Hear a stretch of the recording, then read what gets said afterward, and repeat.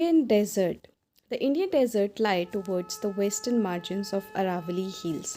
तो जो Indian desert है वो अरावली हिल्स के वेस्टर्न मार्जिन पे है।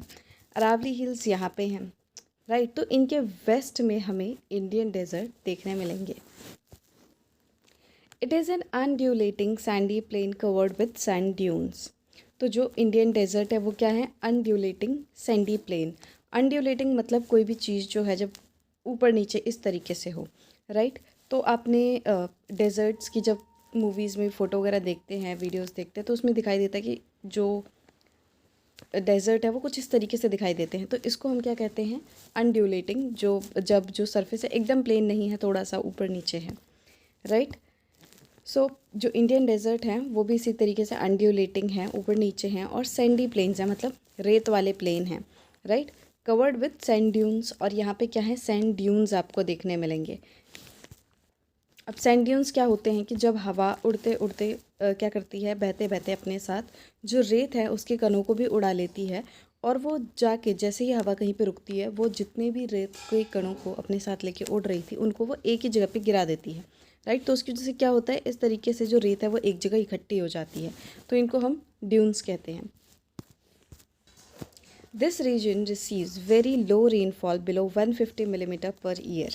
अब देखो यहाँ पे डेजर्ट है, इसका मतलब जाहिर सी बात है यहाँ पे पानी जो है इतना नहीं होगा, यहाँ पे जो बारिश है वो नहीं होगी, क्योंकि अगर बारिश होती तो ये जो इलाका है वो रेतीला होता ही नहीं, यहाँ पे भी फिर हरे भरे जो हैं पेड़ पौधे आपको देखने मिलते हैं। So this region is very dry and arid because it receives very low rainfall. तो यहाँ पे जो रेनफॉल है वो सिर्फ और सिर्फ 150 मिलीमीटर या उससे भी कम होती है।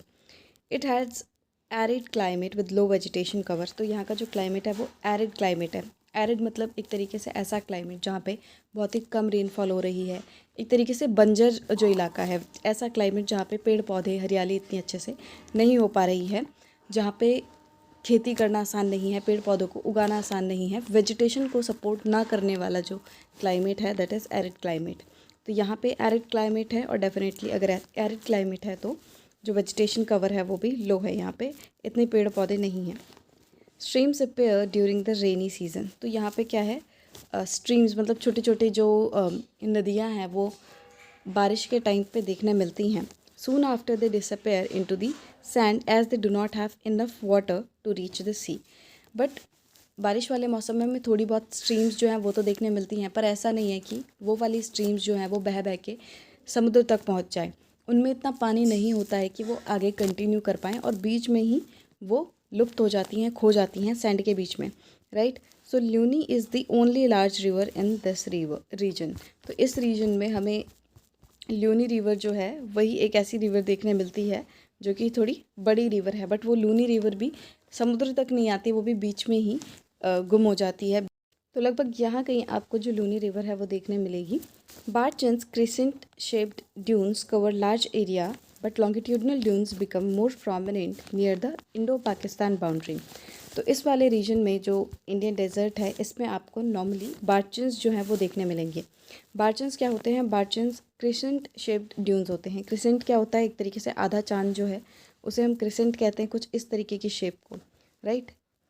अब क्रिसेंट शेप ड्यून्स मतलब कि कुछ ऐसे ड्यून्स जो इधर से तो ऐसे उठे हुए होते हैं,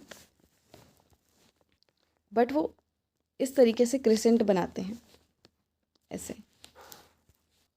यहाँ पे ये उठे हुए नहीं होते, एक तरफ से वो ऐसे उठे हुए हैं बट एक तरफ से वो उठे नहीं हुए। तो जैसे कि आप इस इमेज में देख सकते हो ये एक क्रिसेंट शेप्ड ड्यून है। तो यहाँ से ऐसे उठा, यहाँ से जो हवा है वो आई और उसने यहाँ पे जो भी सैंड के पार्टिकल्स थे उसको यहाँ पे गिरा दिया, बट हवा जो है वो यहाँ पे जो है नहीं गिराई, क्योंकि सारी डायरेक्शन हवा की इस तरह थी, राइट। तो उसके कारण क्या हुआ, सारा जो रेत है वो एक ही तरफ इकट्ठा हो गया और दूसरी तरफ वो इकट्ठा नहीं हुआ, इसीलिए कुछ इस तरीके की शेप जो है वो देखने मिलती है। नाउ इंडो पाकिस्तान बॉर्डर के जो पास है वहाँ पे लॉन्गिट्यूडनल ड्यून्स देखने मिलते हैं।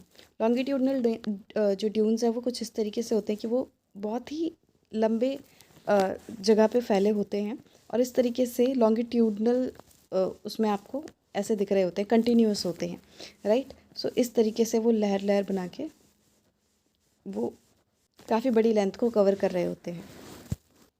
If you visit Jaisalmer you may go to see a group of barchans. तो अगर आप जैसलमेर में जाओगे तो आप बारचंस देखने जा सकते हो। मतलब कि जैसलमेर में बारचंस वगैरह बहुत ईजीली आपको देखने मिल जाएंगे।